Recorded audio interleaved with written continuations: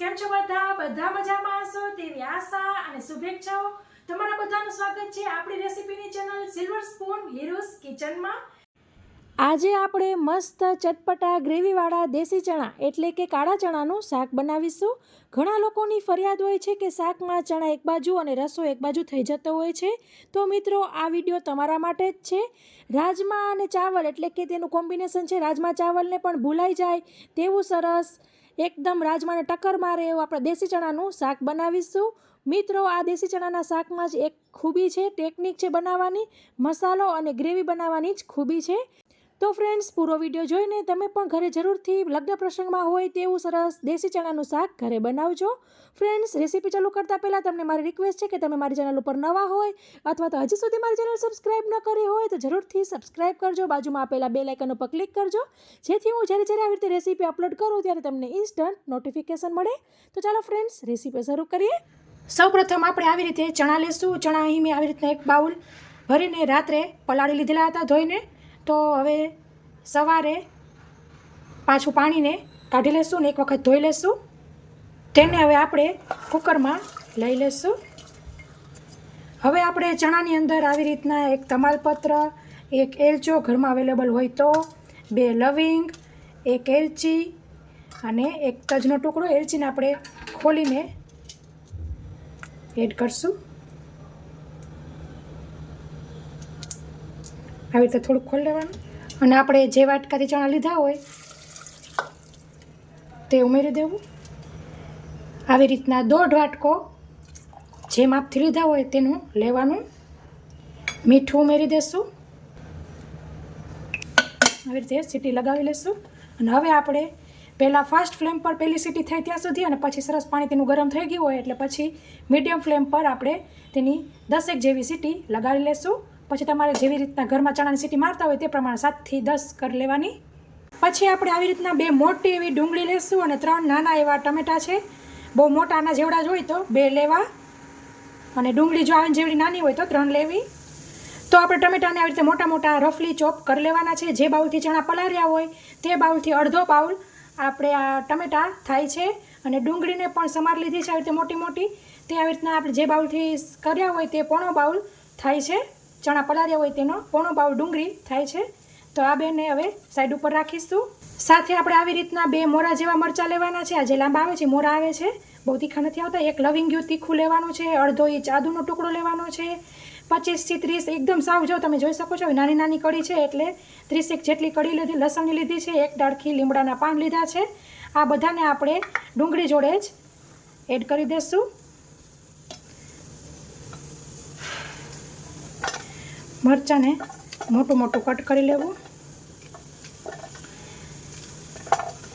આદુને સરસ ધોઈ લીધું છે, છાલ તમારે કાઢવી હોય તો તમે કાઢી શકો છો, હું નથી કાઢતી।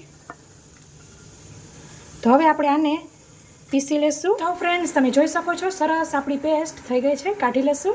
પછી આપણે તે જ જારમાં ટમેટાને પીસી લેશું। તો આપણી ટમેટાની પેસ્ટ પણ થઈ ગઈ છે। આપણે એક બાઉલ લેશું અને તેની અંદર મસાલા કરીશું। તો 1 ટીસ્પૂન શેકેલા જીરુંનો પાવડર લીધેલો છે, 1/2 ટીસ્પૂન હળદર લેશું, 1 ટીસ્પૂન સંચળ પાવડર ઉમેરીશું, 1 ટેબલસ્પૂન ધાણા જીરું લેશું, 1 ટેબલસ્પૂન ન તીખું ન મોરું એવું લાલ મરચું લેશું, 1 ટેબલસ્પૂન ચના મસાલા, છોલે મસાલા કે કોઈ પણ એવા મસાલાનો પાવડર હોય, ગરમ મસાલો હોય તો તે લેવો, 1/2 ટીસ્પૂન આવી રીતે ચાટ મસાલો લેશું, 1 ટીસ્પૂન આપણે આમચૂર પાવડર લેશું, 1 ટીસ્પૂન મીઠું લઈ રહી છું અથવા તો સ્વાદ મુજબ, ખાસ મીઠું ધ્યાનથી ઉમેરવું। આપણે અત્યારે ડુંગળી, ટમેટાં અને થોડાક પાણીના મસાલાના ભાગનું જ ઉમેરીશું, ઓલરેડી ચણામાં ઉમેરી દીધું છે। સાથે સંચળ ને ચાટ મસાલોમાં પણ મીઠાનો ભાગ હોય છે, મીન્સ સોલ્ટી હોય છે।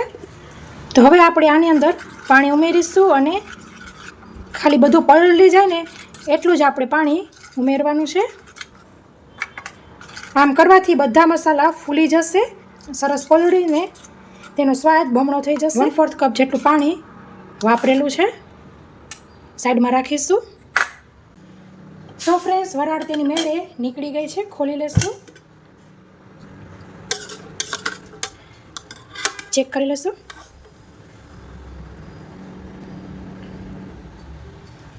સરસ બફાઈ ગયા છે આપણા ચણા.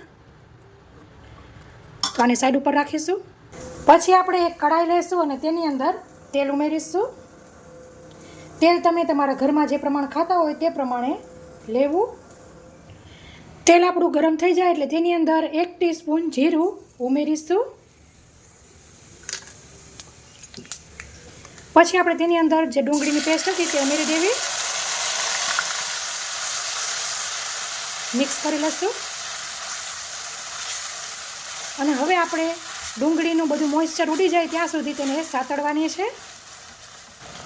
અને હવે આપણે તેને ઢાંકીને સ્લો ફ્લેમ પર 2 મિનિટ માટે કૂક કરીશું. તો ફ્રેન્ડ્સ, આપણે ડુંગળી ધીમી ફ્લેમ પર ચડે છે ત્યાં સુધીમાં આવી રીતના ચણા બાફેલા છે તે લઈ લઈશું. એલચી આપણે જે ઉમેરી હતી લીલી તેને ગોતીને લઈ લેવાની છે. અને તેને આપણે ટમેટાવાળા મિક્સર જાર પર પીસી લીધું હતું તેની અંદર લઈ લઈશું અને આની આપણે પેસ્ટ કરી લઈશું. તો ફ્રેન્ડ્સ, એક વખત આવી રીતે પીસી લીધું છે અને તેની અંદર થોડુંક એવું બાફેલા ચણાનું પાણી એડ કરીને પાછું સરસ પીસી લઈશું. એકદમ પેસ્ટ કરી લેવાની છે. તો ફ્રેન્ડ્સ, તમે જોઈ શકો છો સરસ ચણાની પેસ્ટ કરી લીધી છે. સાઈડ ઉપર રાખીશું. સાથે આપણી 2 મિનિટ પણ થઈ ગઈ છે. આવી રીતે મિક્સ કરી લઈશું. તો તમે જોઈ શકો છો સરસ ડુંગળીનો કલર ચેન્જ થઈ ગયો છે. હવે આપણે તેની અંદર ટમેટાની પેસ્ટ ઉમેરી દઈશું. મિક્સ કરી લેવું.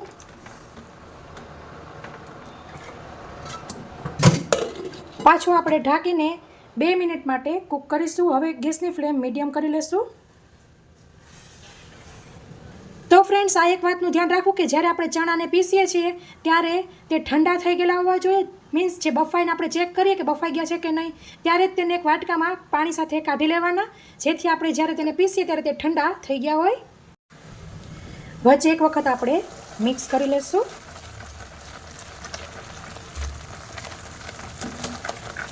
પાછું આપણે ઢાંકીને કૂક કરીશું. તો ફ્રેન્ડ્સ, આપણી 2 મિનિટ થઈ ગઈ છે. ખોલી લઈશું.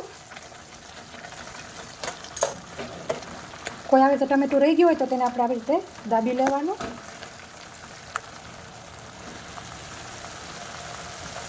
હવે આપણે તેની અંદર જે મસાલાવાળી પેસ્ટ હતી તે ઉમેરીશું.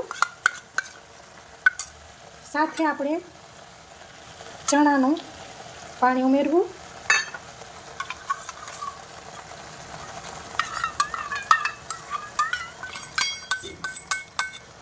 મિક્સ કરી લઈશું. ફ્રેન્ડ્સ, આવી રીતે મસાલો પલાળીને લેવાથી તમારી ગ્રેવી ઘાટી થશે. આપણે ચણાને પીસીને તો એડ કરીશું જ, પણ આવી રીતે કરશો તો સ્વાદ તો બમણો થશે પણ ગ્રેવી પણ જાડી થશે.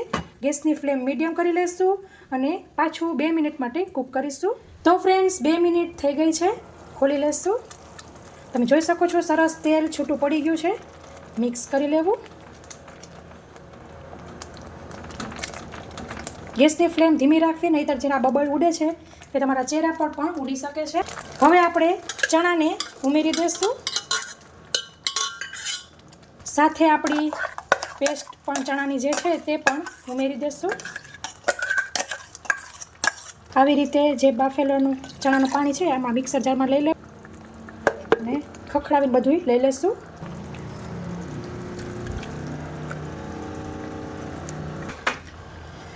તો હવે આપણે મિક્સ કરી લઈશું. ગેસની ફ્લેમ મીડિયમ પાછી કરી લેવી, જો સ્લો કરી હોય તો, અને મિક્સ કરી લેવું. ફ્રેન્ડ્સ, તમે આવી રીતે બનાવશો તો તમારા ક્યારેય ચણામાંથી પાણી છૂટું નહીં પડે. નહીંતર લગભગ બધાને એવું થતું હોય છે કે ચણા એક બાજુ રહે, પાણી એક બાજુ રહે, એવું થતું હોય છે. તો ક્યારેય એવું નહીં થાય. આવી રીતના એક વખત ટ્રાય કરજો. પાછું આપણે ઢાંકી દઈશું. અને ફ્રેન્ડ્સ, આપણે લગભગ બધું પાણી જે વાપર્યું છે તે ચણાનું બાફેલાનું પાણી જ વાપરેલું છે. અને ખાલી આપણે જે મસાલા ઓગાળ્યા તે જ પાણી આપણે ખાલી નોર્મલ પાણી વાપર્યું છે. આ જ પાણીમાં બધું કામ થઈ જશે. એટલે જ્યારે ચણા બફાઈ જાય ત્યારે થોડુંક પાણી આવી રીતના પહેલેથી જ વાટકામાં ભરીને કાઢી લેવું. જ્યારે પાણીની જરૂર પડે ત્યારે તે બાફેલા પાણીને જ યુઝ કરવાનું. તો હવે મીડિયમ ફ્લેમ પર 5 મિનિટ માટે આપણે કૂક કરીશું. વચ્ચે 2 મિનિટ થાય એટલે ચલાવી લેવાનું. તો વચ્ચે એક વખત મિક્સ કરી લેશું.